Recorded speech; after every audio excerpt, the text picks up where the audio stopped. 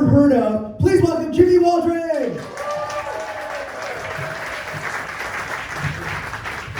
Keep it going for Ricardo Williams, ladies and gentlemen. Nerd Night, thank you so much for having me out here. My name is Jimmy, and I am absolutely astounded that I get to be here with all you fine folks again. It's been way too long since we got together. And, you know, I just got to ask, Nerd Night, how we doing? Public speaking rule number 1, always play for cheap reactions from the crowd. You know, I got to say, Eliza, right before this, how fantastic was that talk that she gave? Absolutely wonderful stuff. And she put it very succinctly that just like, as you've seen from every commercial or read on any internet ad or any random email that showed up in your mailbox lately, we live in unprecedented times. And we are more divided than ever. And so I'd like to kind of take tonight to bring us all back onto the same page to a simpler time when we were all united by a single question. And that question is, what's your favorite dinosaur? As Ricardo mentioned, I do host a podcast and a YouTube show called Dinosaurs Will Always Be Awesome. It is a fact, it is a title, and it just rolls off the tongue. It's fantastic. With my partner, Kat, we interview researchers and scientists, artists and creators from all around the world and tell the stories behind the bones. And we are really excited to kind of showcase some of the new things that we have coming out. So one of the questions that I want to ask of everybody here, and there is a specific point that I'm going to ask it, but I think we'll get out of the way right now. I want all of you to think back to that time when you were a kid in a sandbox, because so many of you, I can tell from the button-downs and the happy hour drinks, are functional adults. But at one point, we all had a dinosaur phase, am I right? Yeah. We all loved stomping around with our pieces of plastic shaped like all kinds of vicious carnivores and also vicious herbivores. And so what I want you to do is I want you to go back in your mind. This is not the trendiest Stardust lounge in town. This is a sandbox. And you are a child. And I want you to summon up that childlike energy, raise your juice box, and on the count of 3, I want you to shout out as loud as you can, what is your favorite dinosaur? 1, 2, 3! Mine too. The 1980s was a heyday of incredible dinosaur toys. You had most of these. I had all of them. But there was no better example of just raw 80s dinosaur joy than the Dino Riders, am I right? The coolest thing ever. There was nothing greater than watching a Tyrannosaurus Rex with buzzsaw blades for kneecaps strolling across your floor with laser beams going left and right. It was a golden time. I had them all. Right? Yeah. I still have most of them. The eBay, they're all over there now. You know, if you had that wonderful dinosaur phase, then you are in really good positions for later on in life. Because a study that was conducted in 2008 in the Journal of Cognitive Development found that kids who played with dinosaurs between the ages of birth and 4 developed a significantly 20 to 35% higher chance of maintaining an intense interest in STEM later on in life. Really captivating people into science and into math and into technology and all these things that we want people to go into to build the beautiful world that Eliza painted up here a minute ago. And so playing with dinosaurs as a kid builds you with all of these great tools for everything that comes later on. And so, in this study, it's important to show it's not just about boys. This percentage of increased attention and intense interest in STEM is seen in both boys and girls. So for your daughters and your nieces and your cousins and your little sisters, go get them a roaring dinosaur toy because they are gonna love it. Whether they're rampaging across the backyard or sipping tea time, that Dilophosaurus is going to look fabulous. So, your favorite dinosaur, as you mentioned, is something really great. I've asked that question of everybody I've talked to in the last 37 and a half years. I couldn't talk for the first few. But I ask everybody what their favorite dinosaur is, and I've been keeping a list. And so I haven't factored in your data as yet, but if we start to break it down into things like carnivore versus herbivore, and what time period they lived in, and what part of the world they lived in, we get a numerical breakdown of what everyone's favorite dinosaur is. Now, my partner, Kat, is a huge fan of Spinosaurus.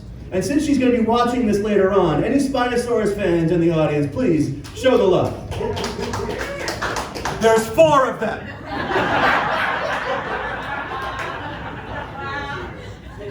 Based on science, or me asking, it turns out there's an overwhelming trend that everyone's favorite dinosaur, hail to the king, baby.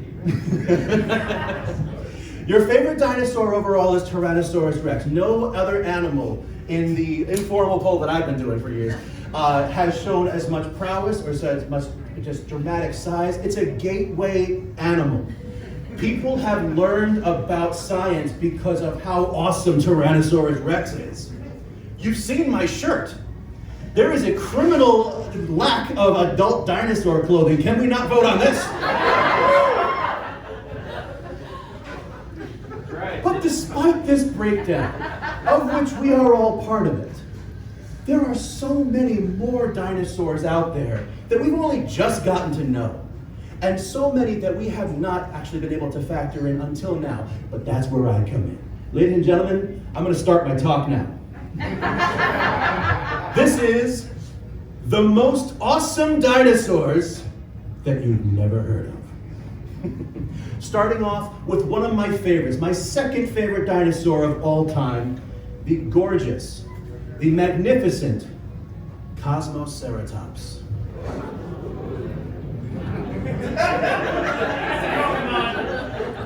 Appropriate.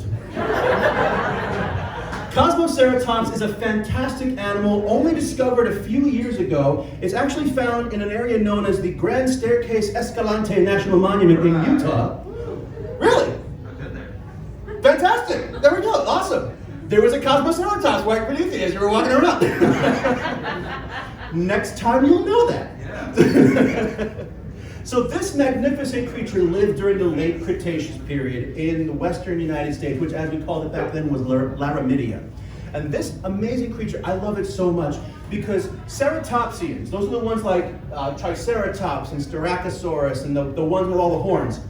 This has the most horns of all the ceratopsians found so far. It's got 19 horns all over its head. Other animals are named things like Diceratops, because 2. Or Centrosaurus, because 1. Or Triceratops, because 3. Or Pentaceratops, which was pushing it then. 19!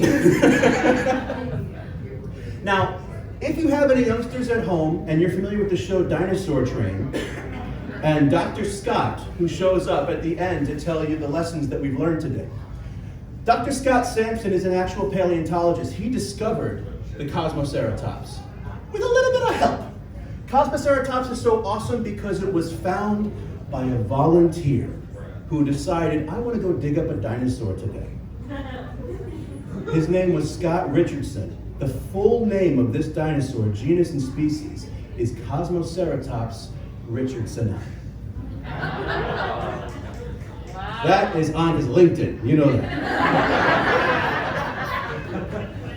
The name Kosmoceratops actually means ornamental horned face, because as you can see, it's got horns on its face, and they're rather ornamental. Now, when we name dinosaurs, we have a bunch of different methods that we go about doing it. Sometimes we do it because of feature, sometimes we do it because of a perceived attitude or behavior, and sometimes because we just think it's going to be funny. So, ladies and gentlemen, let me introduce you to Pantydraco.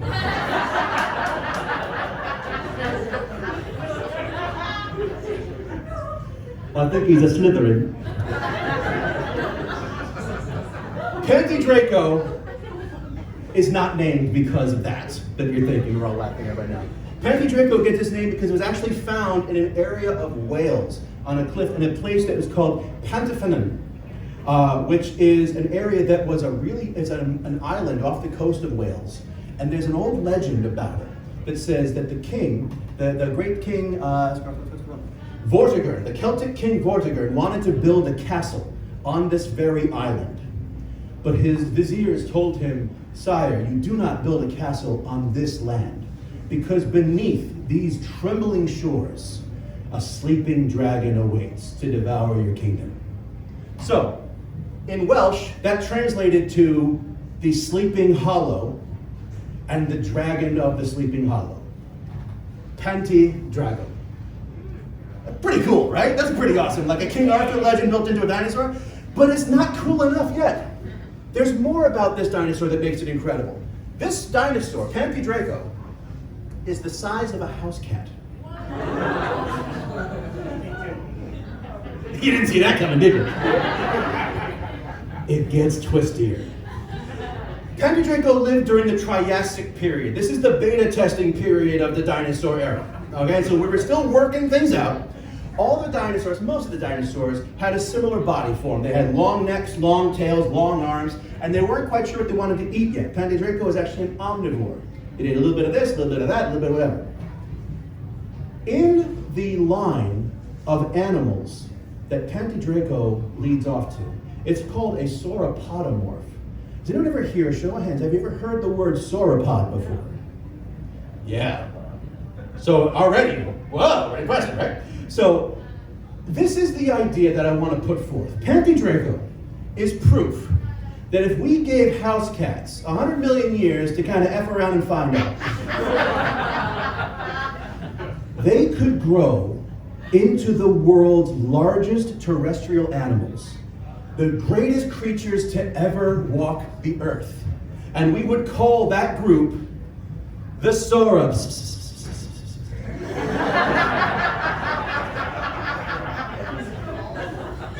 Sauropods are the largest dinosaurs. These creatures walked the earth in thunder when they walked. In fact, a few of them are named thunder lizards.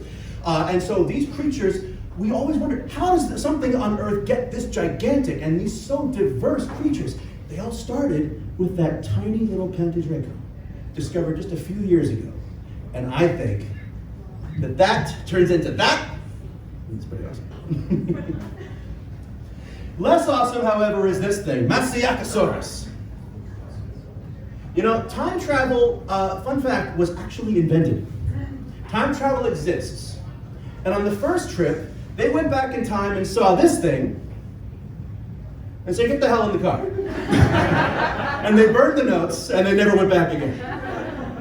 Masiakasaurus is a terrifying toddler-sized dinosaur here. It's actually name means vicious lizard. It was found in Madagascar.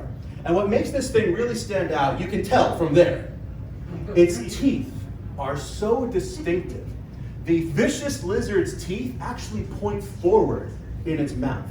It's a fleet-footed predator. It's a theropod. It's a meat-eating dinosaur.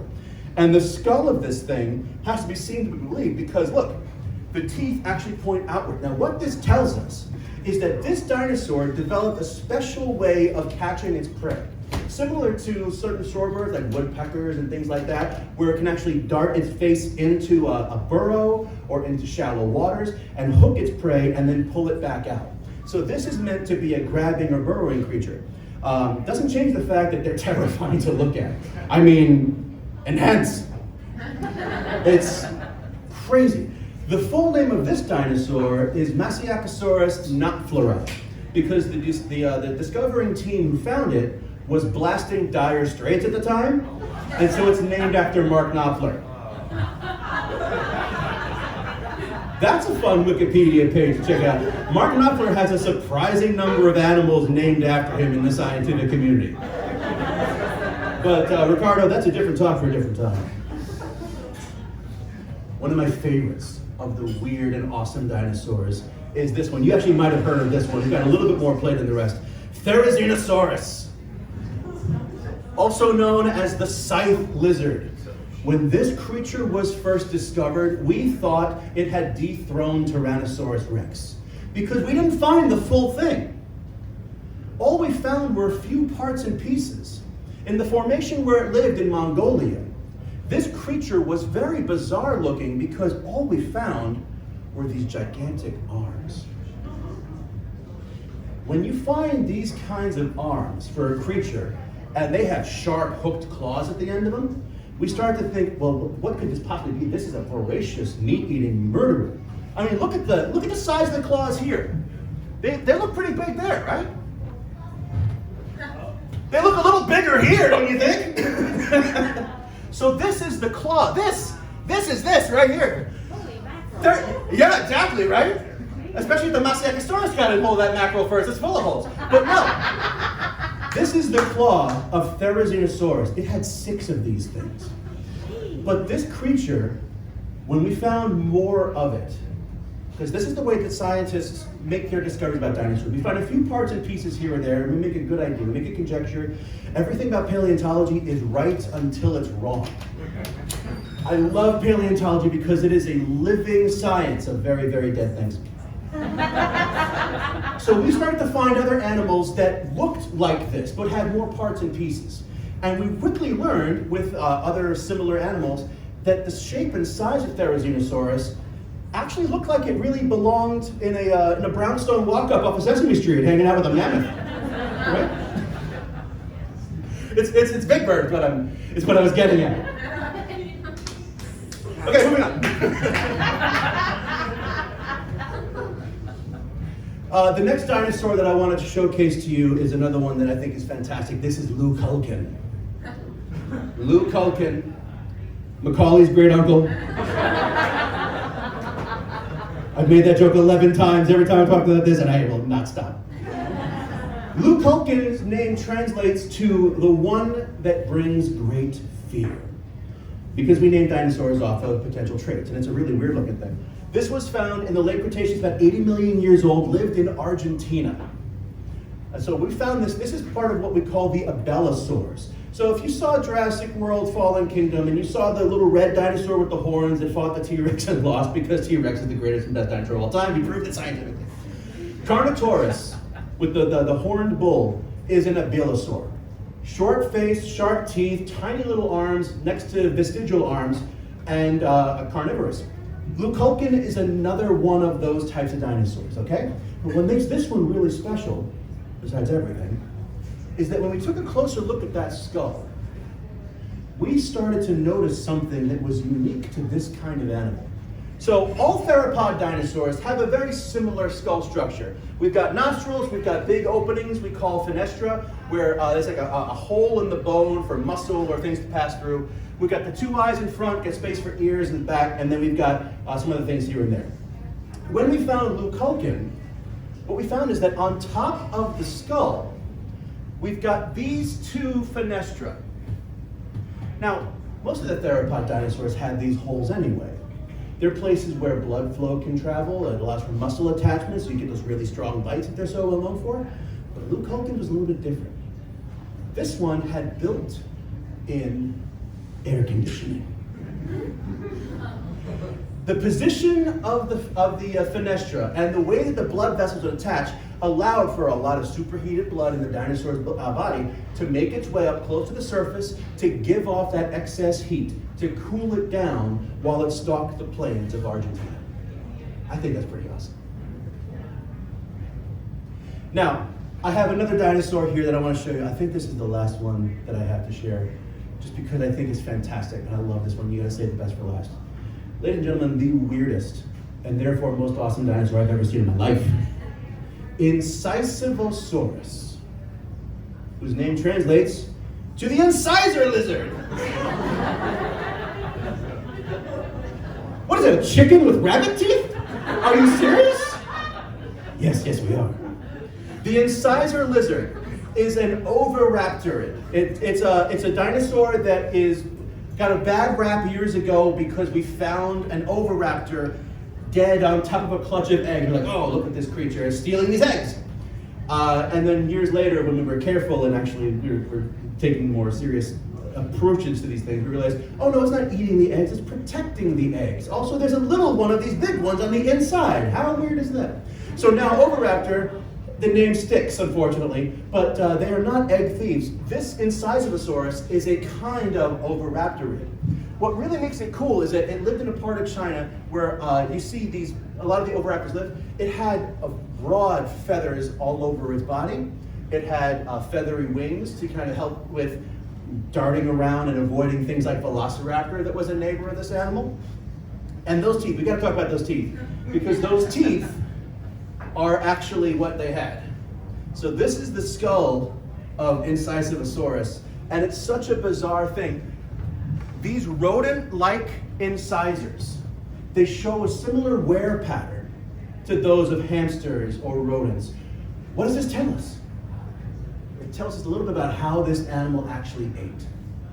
Much like modern rodents, it may have been an herbivore. It may have eaten little bits of plants and tried to eat nuts and bark and things like that. Therizinosaurus, those giant claws, were really good at tearing apart termite mounds. A lot of these dinosaurs filled in so many ecological roles and niches that they had to do a little bit of everything that you see other modern animals doing. And so the Incisivosaurus kind of filled in a role similar to that of a rodent, like a squirrel or a badger or a beaver or something like that. I think it's really cool. And since this is a fairly recent discovery, just found in the last 2 or 3 years, we still have a lot of speculation as to how they actually might have lived and interacted with each other. Biology tells us about form and function. Behaviors we have to look at through other kinds of fossils. And that's another talk for another time as well. But I just wanted to show with all these different kind of things here, there are so many incredible dinosaurs that we have just started to learn. It seems like we're discovering new ones every week. And I know with your busy lives as functional adults, we can't pay attention to all these kind of things. What I'm asking you is every once in a while, go back to that sandbox, take a look at these incredible guys, feel that wonder and that joy that you're feeling right now. And remember this, because no matter what you do, where you're from or how old you are, dinosaurs will always be awesome. Go to nerdnite.com to find a Nerd Nite event near you, and don't forget to subscribe to our channel for our latest presentation.